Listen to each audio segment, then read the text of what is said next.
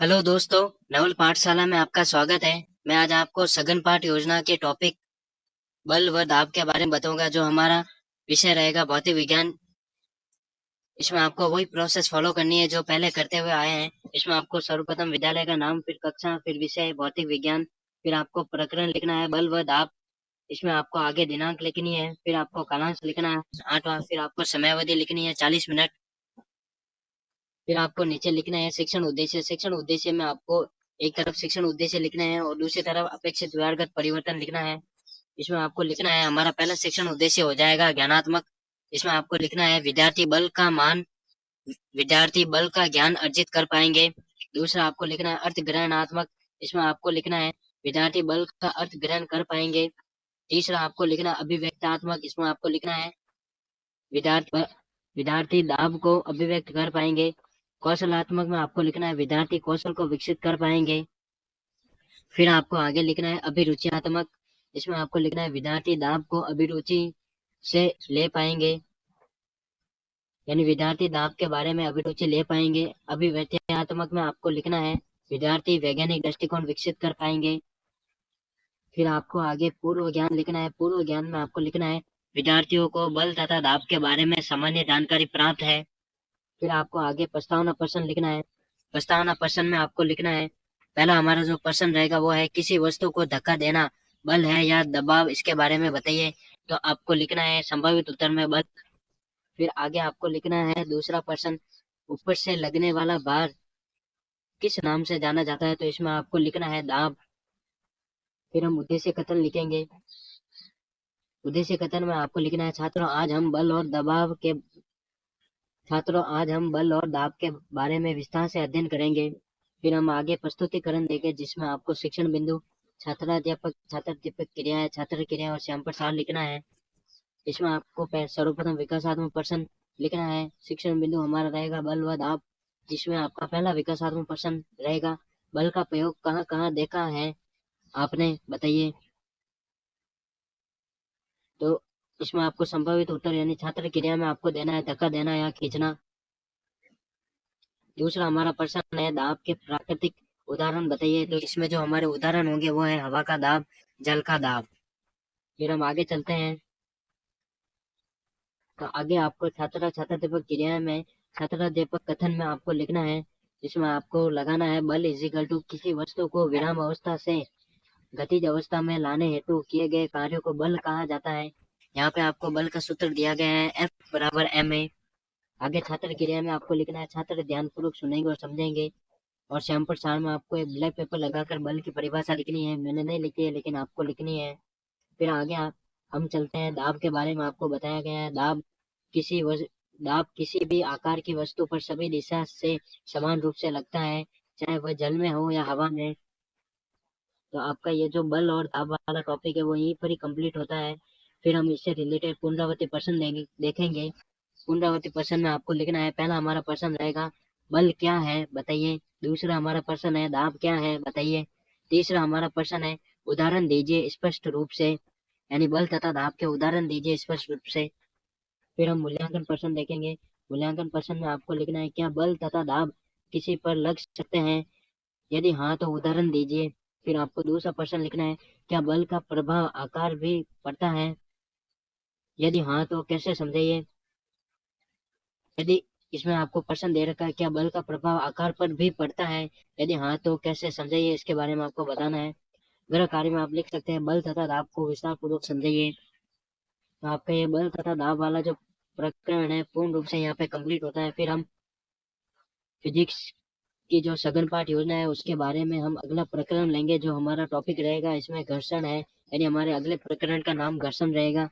इसमें आपको वही प्रोसेस फॉलो करनी है जो पहले करते थे।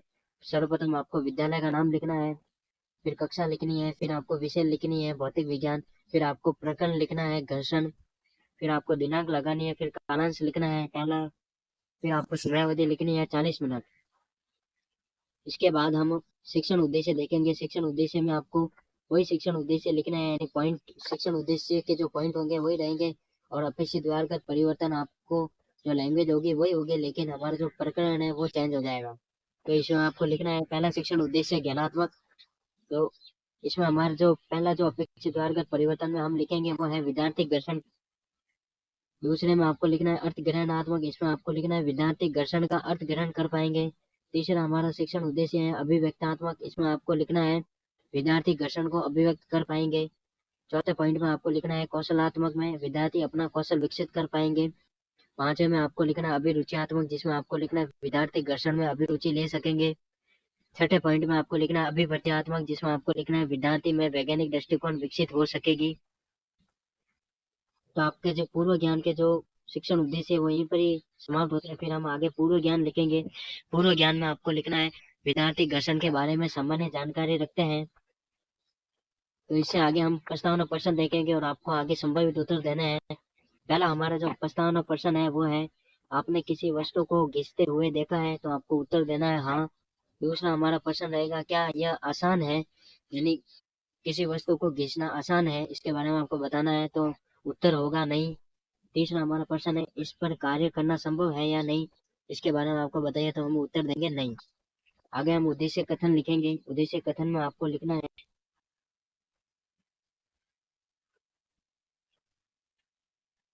उद्देश्य कथन में आपको लिखना है छात्रों आज हम घर्षण का विस्तार पूर्वक अध्ययन करेंगे। फिर हम आगे प्रस्तुतिकरण देंगे। प्रस्तुतिकरण में आपको लिखना है सर्वप्रथम शिक्षण बिंदु घर्षण लिखना है। फिर आपको छात्राध्यापक क्रिया में विकासात्मक प्रश्न लिखना है। फिर छात्र क्रिया लिखनी है और स्वयं पर सार बताना है। पहला हमारा विकासात्मक प्रश्न होगा घर्षण का प्रयोग आपने कहाँ कहाँ देखा है बताइए। तो इसमें आपको लिखना है पहिए, सीट, पलंग, पत्थर इत्यादि में हमने घर्षण का प्रयोग देखा है। फिर हम आगे चलते हैं। तो आगे आपको छात्राध्यापक क्रिया में छात्र क्रिया और श्याम पर सार बताना है। तो इसमें आप छात्राध्यापक क्रिया में लिखेंगे घर्षण इजिकल टू जब किसी वस्तु पर बल लगाया जाता है या कोई वस्तु जब गति में होती है तब उस पर एक बाह्य बल लगता है, उसे ही हम क्या कहते हैं, घर्षण कहते हैं। नीचे आपको एक उदाहरण दे रखा है तेज रफ्तार से चल रही गाड़ी को यदि अचानक से ब्रेक लगाकर रोका जाए तो टायर में घर्षण होता है। सही बात है। तो आप इधर छात्र क्रियाएं में लिखेंगे छात्र ध्यानपूर्वक सुनेंगे और समझेंगे। इससे रिलेटेड आपको बहुत प्रश्न देने हैं। फिर हम आगे पुनरावृत्ति प्रश्न देखेंगे। पुनरावृत्ति प्रश्न में आपको लिखना है सर्वप्रथम हमारा पुनरावृत्ति प्रश्न हो जाएगा घर्षण से आप क्या समझते हैं। फिर हमारा दूसरा पुनरावृत्ति प्रश्न है घर्षण को परिभाषित करें। तीसरा हमारा पुनरावृत्ति प्रश्न है घर्षण को उदाहरण सहित समझाइए। फिर हम आगे मूल्यांकन प्रश्न देंगे। मूल्यांकन प्रश्न में आपको लिखना है किसी वस्तु को धक्का देना या खींचना दोनों में से क्या आसान होगा तथा किस प्रक्रिया में घर्षण अधिक होगा, इसके बारे में आपको बताना है। फिर हम गृह कार्य लिखेंगे। गृह कार्य आपको दे रखा है। पहला हमारा गृह कार्य है घर्षण के 5 अलग अलग उदाहरण दो। दूसरा हमारा गृह कार्य घर्षण ना हो तो क्या होगा। तो आपका ये जो घर्षण वाला टॉपिक है वो यहीं पर ही समाप्त होता है। फिर हम अगले प्रकरण पर चलते हैं। अगला प्रकरण का नाम है हमारा ध्वनि, जो हमारा फिजिक्स का टॉपिक है। इसमें आपको सर्वप्रथम विद्यालय का नाम लिखना है, फिर आपको कक्षा लिखनी है, फिर दिनांक लिखनी है, फिर विषय भौतिक विज्ञान लगानी है। कालांश आप अपने हिसाब से लिख सकते हैं। फिर प्रकरण लिखना है ध्वनि, फिर समय अवधि 40 मिनट लिखनी है। फिर हम शिक्षण उद्देश्य देखेंगे। शिक्षण उद्देश्य में आपको लिखना है पहला हमारा शिक्षण उद्देश्य वही है ज्ञानात्मक। इसमें आपको लिखना है अपेक्षित द्वारगत परिवर्तन में विद्यार्थी ध्वनि का ज्ञान ले सकेगा। दूसरा आपको शिक्षण बिंदु लिखना है अर्थ ग्रहणात्मक। इसमें आपको लिखना है विद्यार्थी ध्वनि का अर्थ ग्रहण कर सकेंगे। तीसरा आपको लिखना है अभिव्यक्तात्मक। इसमें आपको लिखना है विद्यार्थी ध्वनि को अभिव्यक्त कर सकेंगे। चौथा आपको लिखना है कौशलात्मक। इसमें आपको लिखना है विद्यार्थी अपने कौशल को विकसित कर सकेंगे। पांचवा आपको लिखना है अभिरुचियात्मक। इसमें आपको लिखना है विद्यार्थी ध्वनि में अभिरुचि ले सकेंगे। पांचवा आपको लिखना है छठा आपका पॉइंट हो जाएगा अभिवर्त्यात्मक। इसमें आपको लिखना है विद्यार्थी दार्शनिक दृष्टिकोण विकसित कर सकेंगे, यानी ध्वनि के बारे में दार्शनिक दृष्टिकोण विकसित कर सकेंगे। फिर आपको आगे पूर्व ज्ञान लिखना है। पूर्व ज्ञान में आपको लिखना है विद्यार्थी ध्वनि के बारे में सामान्य जानकारी रखते हैं। फिर हम इससे रिलेटेड प्रस्तावना प्रश्न देखेंगे। प्रस्तावना प्रश्न में आपको लिखना है पहला प्रश्न आपका रहेगा आप अपने आसपास दैनिक जीवन में आवाजें सुनते हैं, तो आपको आंसर देना है हाँ। उसमें अधिकतर आवाजें क्या होती हैं, तो उसमें जो अधिकतर आवाजें होती है वो हमारी शोरगुल वाली होती हैं। तीसरा हमारा प्रश्न रहेगा, आप क्यों सुनते हैं शोरगुल को, यानी आपका आप यानी आप कहाँ से सुनते हैं शोरगुल वाली आवाजों को, तो इसमें आपको आंसर देना है कानों पे। फिर आपको नीचे उद्देश्य कथन देना है। उद्देश्य कथन में आप लिखेंगे, छात्रों आज हम ध्वनि के बारे में विस्तार से अध्ययन करेंगे। फिर आपको नीचे प्रस्तुतिकरण देना है। प्रस्तुतिकरण में आपको वही शिक्षण बिंदु लिखना है, फिर छात्र छात्रा दीपक क्रियाएं लिखनी है, फिर छात्र क्रियाएं लिखनी है, फिर श्याम पर सार देना है। पहला हमारा शिक्षण बिंदु हो जाएगा ध्वनि। फिर हम आगे विकासात्मक प्रश्न लिखेंगे। विकासात्मक प्रश्न आपका पहला रहेगा, तेज आवाज को क्या कहते हैं, तो आपको आंसर देना है छात्र क्रिया में शोर। फिर आप दूसरा प्रश्न देखेंगे, हम कैसे सुनते हैं, यानी तेज आवाज को हम कैसे सुनते हैं, तो आगे हम लिखेंगे कानों से। फिर हम आगे चलते हैं, तो आगे आपकी जो छात्र छात्राध्यापक क्रियाएं में आपको छात्राध्यापक कथन लिखना है। इसमें आप छात्राध्यापक कथन में आप लिख सकते हैं कि हम अपने आसपास जो भी कुछ अपने कानों से सुनते हैं उसे ध्वनि कहा जाता है। मनुष्य के कान 20 हर्ट्ज से 2000 हर्ट्ज के मध्य सुन सकते हैं। इसके अलावा सभी ध्वनियां या तो बहुत कम या तेज होती हैं, जिन्हें हम सुन नहीं पाते हैं। तो इसमें आप छात्र क्रिया में लिखेंगे, छात्र ध्यानपूर्वक सुनेंगे और समझेंगे। फिर आपको नीचे पुनरावृत्ति प्रश्न दे रखे हैं, तो आपका पहला पुनरावृत्ति प्रश्न हो जाएगा। इसमें आपको लिखना है, मनुष्य के कानों की श्रवण क्षमता कितनी होती है, बताइए। दूसरा आपको लिखना है, चमगादड़ कैसे देखता व सुनता है, इसके बारे में आपको बताना है। तीसरा आपको लिखना है, तरंगों में कोई आवाज होती है, क्या उदाहरण दीजिए। फिर आपको मूल्यांकन प्रश्न देना है। मूल्यांकन प्रश्न में आपको लिखना है, मनुष्य कितने डेसिबल तक सुन सकता है, बताइए। दूसरा आपका मूल्यांकन प्रश्न होगा, सबसे तेज कौन सुनता है, उसके बारे में आपको बताना है। तीसरा आपका प्रश्न होगा, सुनने की क्षमता के लाभ बताइए। नीचे आपको गृह कार्य देना है कि ध्वनि के बारे में आप क्या जानते हैं, समझिए। तो आपका ये जो ध्वनि वाला टॉपिक है यानी प्रकरण है वो यहीं पर ही समाप्त होता है। फिर हम अगले प्रकरण पर चलेंगे। हमारा अगला प्रकरण होगा सघन पाठ योजना का, वो है विद्युत धारा, यानी ये हमारा फिजिक्स का टॉपिक है। इसमें आपको वही प्रोसेस फॉलो करनी है। सर्वप्रथम आपको विद्यालय का नाम, फिर कक्षा 8, विषय भौतिक विज्ञान, प्रकरण विद्युत धारा, दिनांक आपको लगानी है। फिर आपको कालांश लिखना है, फिर समयावधि 40 मिनट लिखनी है। फिर हम आगे चलते हैं। आगे आपको शिक्षण उद्देश्य देने हैं। शिक्षण उद्देश्य में आपको पहला शिक्षण उद्देश्य लिखना है ध्यानात्मक। इसमें आपको अपेक्षित व्यवहारगत परिवर्तन में लिखना होता है, विद्यार्थी विद्युत धारा का ज्ञान ले सकेंगे। अर्थ ग्रहणात्मक में आपको लिखना है, विद्यार्थी विद्युत धारा का अर्थ ग्रहण कर सकेंगे। अभिव्यक्तात्मक में आपको लिखना है, विद्यार्थी विद्युत धारा को अभिव्यक्त कर सकेंगे। कौशलात्मक में आपको लिखना है, विद्यार्थी कौशल विकसित कर सकेंगे। अभिरुचियात्मक में आपको लिखना है, विद्यार्थी विद्युत धारा में अभिरुचि ले सकेंगे। अभिवर्त्यात्मक में आपको लिखना है, विद्युत धारा में अभिवर्ती कर सकेंगे। फिर हम आगे पूर्व ज्ञान देखेंगे। पूर्व ज्ञान में आपको लिखना है, विद्यार्थियों में विद्युत धारा की सामान्य जानकारी पूर्व से है, यानी विद्यार्थियों में विद्युत धारा की जानकारी पहले से है। फिर आपको प्रस्तावना प्रश्न देना है। प्रस्तावना प्रश्न में आपको जो प्रश्न दे रखे हैं वो है, पहला हमारा प्रस्तावना प्रश्न है, क्या आपके घर बिजली के उपकरण है, तो आपको संभावित उत्तर में देना है हाँ। दूसरा आपको देना है प्रश्न, वे किस प्रकार चलते हैं, यानी बिजली के उपकरण किस प्रकार चलते हैं, तो आपको बताना है विद्युत से। फिर आपको आगे प्रश्न देना है, क्या बिना विद्युत के वे चल सकते हैं, तो इसमें आपको आंसर देना है नहीं। फिर आपको नीचे उद्देश्य कथन देना है। उद्देश्य कथन में आपको लिखना है, छात्रों आज हम विद्युत धारा का विस्तार से अध्ययन करेंगे। फिर आपको नीचे प्रस्तुतिकरण देना है। प्रस्तुतिकरण में आपको लिखना है, सर्वप्रथम आपको लिखना है शिक्षण बिंदु, फिर आपको लिखना है छात्राध्यापक क्रियाएं, फिर आपको छात्र क्रियाएं, फिर श्यामपट्ट सार। तो इसमें आपका जो पहला विकासात्मक प्रश्न में आपका पहला विकासात्मक प्रश्न होगा वो है, विद्युत के लाभ बताइए। तो इसमें आपको बताना है, घरों में यानी विद्युत का हम ज्यादातर उपयोग अपने घरों में करते हैं। दूसरा आपका प्रश्न है, विद्युत से होने वाले नुकसान बताइए। तो विद्युत का एक ही हमें नुकसान होता है, वो है हमें करंट लगना। फिर हम तीसरा प्रश्न देखेंगे, यानी विद्युत के उदाहरण दीजिए, तो आपको विद्युत के उदाहरण देने हैं। छात्र क्रिया में दे रखा है पंखे एवं खंभे। फिर हम आगे चलते हैं छात्राध्यापक कथन की ओर।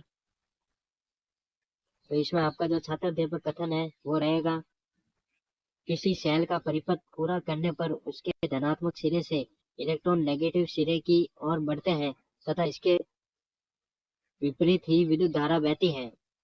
छात्र क्रिया में आपको लिखना है, छात्र ध्यानपूर्वक सुनेंगे और समझेंगे। फिर आपको नीचे बोध प्रश्न देना है।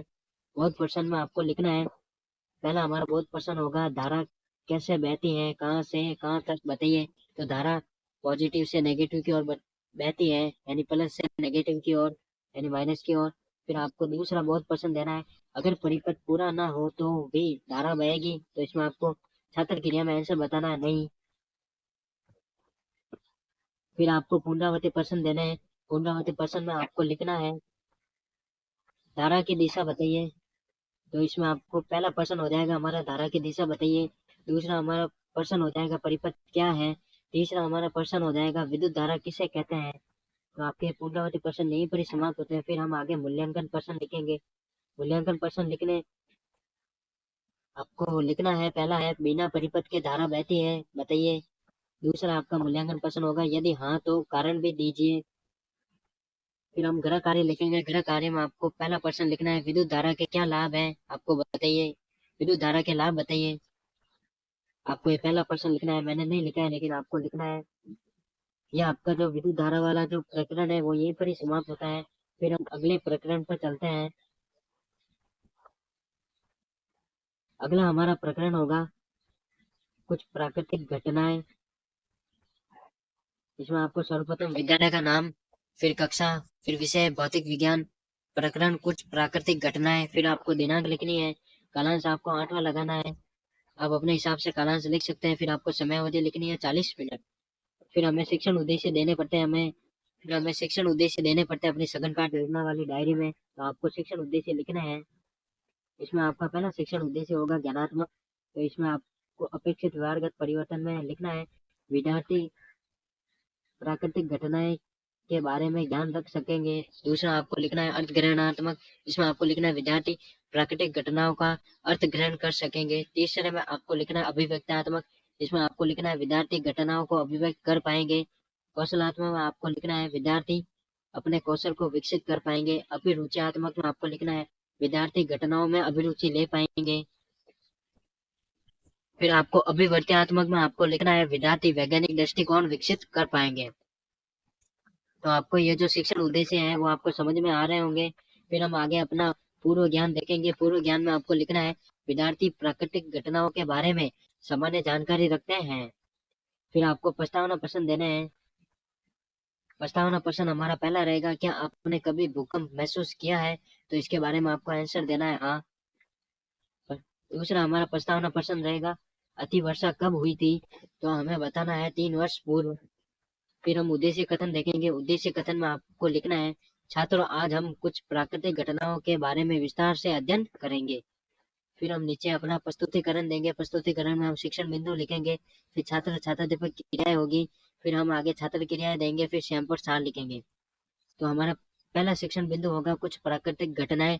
यहाँ पे आपको जो छात्राध्यापक क्रिया है उससे उसमें आपको पहले विकासात्मक प्रश्न लिखना है। फिर आपको नीचे प्रश्न लिखना है। पहला हमारा प्रश्न होगा, क्या आपने समाचार में बाढ़ के दृश्य देखे हैं। तो आपको आंसर देना है छात्र क्रिया में हाँ। फिर आपका दूसरा प्रश्न है, बाढ़ का कारण क्या होता है बताइए। तो इसमें आपको लिखना है अति वर्षा, यानी बहुत ज्यादा वर्षा। फिर हम आगे छात्राध्यापक कथन देखेंगे। यहाँ पर आप खाली जगह छोड़ी गई, यहाँ पे आपको छात्राध्यापक कथन लिखना है। तो इसमें हम कथन देखेंगे, जब किसी क्षेत्र में अति वर्षा होती है तो स्थानीय जल स्रोत भर जाते हैं। फिर बारिश का पानी घरों में आ जाता है, इसे ही बाढ़ कहते हैं। इसके अन्य कारण निम्न हो सकते हैं। पहला हमारा जो कारण है वो है बाढ़, बांध फटना। दूसरा है नदी का ओवरफ्लो। तीसरा है जल की निकासी ना होना। चौथा हमारा कारण है ढलान में गांव का होना। तो इसमें आपको छात्र क्रिया में लिखना है, छात्र ध्यानपूर्वक सुनेंगे और समझेंगे। फिर हम इससे रिलेटेड पुनरावृत्ति प्रश्न देखेंगे। पुनरावृत्ति प्रश्न में आपको लिखना है, पहला हमारा पुनरावृत्ति प्रश्न होगा, भूकंप के कारण बताइए। दूसरा हमारा पुनरावृत्ति प्रश्न है, बाढ़ के कारण बताइए। तीसरा हमारा पुनरावृत्ति प्रश्न है, ज्वालामुखी विस्फोट से होने वाले नुकसान व लाभ का वर्णन कीजिए। तो ये पुनरावृत्ति प्रश्न आपके यहाँ कंप्लीट होते हैं। फिर हम मूल्यांकन प्रश्न देखेंगे।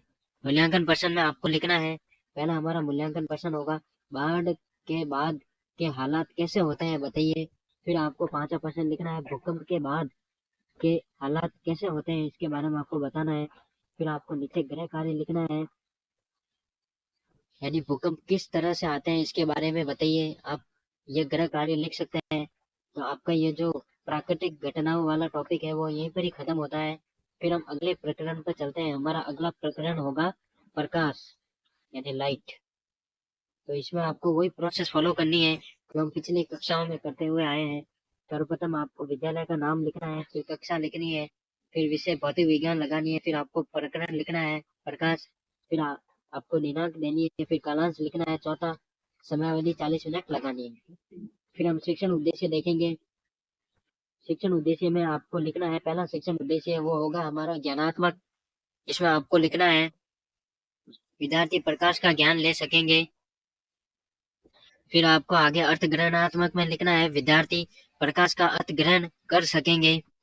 अभिव्यक्तात्मक अभिव्यक्तात्मक में आपको लिखना है, विद्यार्थी प्रकाश को अभिव्यक्त कर सकेंगे। फिर आपका अगला शिक्षण उद्देश्य होगा कौशलात्मक। इसमें आपको लिखना है, विद्यार्थी कौशल को विकसित कर सकेंगे। फिर आपको आगे लिखना है अभिरुचियात्मक। इसमें आपको लिखना है, विद्यार्थी प्रकाश में अभिरुचि ले सकेंगे। फिर आपको आगे लिखना है अभिवर्त्यात्मक। इसमें आपको लिखना है, विद्यार्थियों में वैज्ञानिक दृष्टिकोण विकसित होगा। फिर आगे आपको लिखना है पूर्व ज्ञान। पूर्व ज्ञान में आपको लिखना है, विद्यार्थी प्रकाश के बारे में सामान्य जानकारी रखते हैं। फिर आपको आगे प्रस्तावना प्रश्न देना है। प्रस्तावना प्रश्न में आपको लिखना है, पहला आपका जो प्रश्न होगा वो है, आप अंधेरे में कैसे देखते हैं। तो आपको संभावित उत्तर में लिखना है, लाइट के द्वारा। फिर आपको आगे अगला प्रश्न होगा, प्रकाश का प्राकृतिक स्रोत क्या है। तो इसमें आपको आंसर लिखना है, सूर्य। तीसरा आपका प्रश्न रहेगा, प्रकाश के लाभ बताइए। तो इसमें आपको आंसर लिखना है, देखना, पेड़ पौधे। यानी प्रकाश के लाभ ये है कि प्रकाश के जरिए हम किसी वस्तु को देख सकते हैं, और पेड़ पौधे। फिर हम आगे उद्देश्य कथन की ओर चलते हैं। उद्देश्य कथन में आपको लिखना है, छात्रों आज हम प्रकाश के बारे में विस्तार से अध्ययन करेंगे। फिर आपको आगे प्रस्तुतिकरण देना है। प्रस्तुतिकरण में आपको लिखना है, पहला हमारा वही पॉइंट रहेगा, शिक्षण बिंदु, फिर छात्र छात्राध्यापक क्रियाएं, फिर छात्र क्रियाएं, फिर श्यामपट सार। इसमें आपका शिक्षण बिंदु लिखना है आपको प्रकाश। फिर आपको विकासात्मक प्रश्न लिखना है। विकासात्मक प्रश्न आपका पहला रहेगा, प्रकाश के लाभ व नुकसान का वर्णन करो। तो इसमें आपको छात्र क्रिया में लिखना है, देखना, हानिकारक किरणें। तो दूसरा हमारा प्रश्न रहेगा, प्रकाश की गति क्या है। तो इसमें आपको लिखनी है 3 लाख किलोमीटर प्रति सेकंड।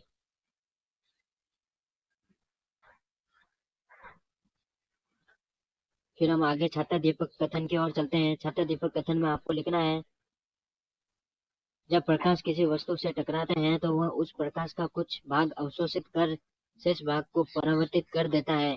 अवशोषित भाग से उस वस्तु के रंग का निर्धारण होता है। वह बचा हुआ प्रकाश जब आंखों में गिरता है तो उसे तो हमें वस्तु दिखाई देती है या पड़ती है। तो छात्र क्रिया में आपको लिखना है, छात्र ध्यानपूर्वक सुनेंगे और समझेंगे। फिर हम आगे पुनरावृत्ति प्रश्न देखेंगे। पुनरावृत्ति प्रश्न में आपको लिखना है, प्रकाश में कितने रंग होते हैं बताइए।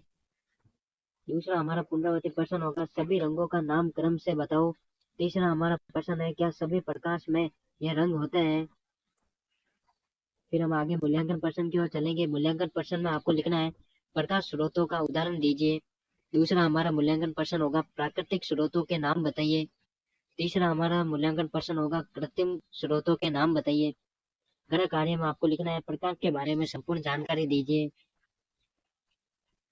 तो आपके ये जो फिजिक्स का टॉपिक है, ये जो प्रकरण मैंने आपको दिए वो यहीं पर ही कंप्लीट होती है।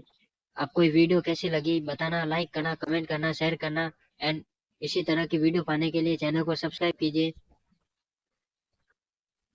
आप देख सकते हैं कि आपको अपनी सघन पाठ योजना किस प्रकार बनानी है।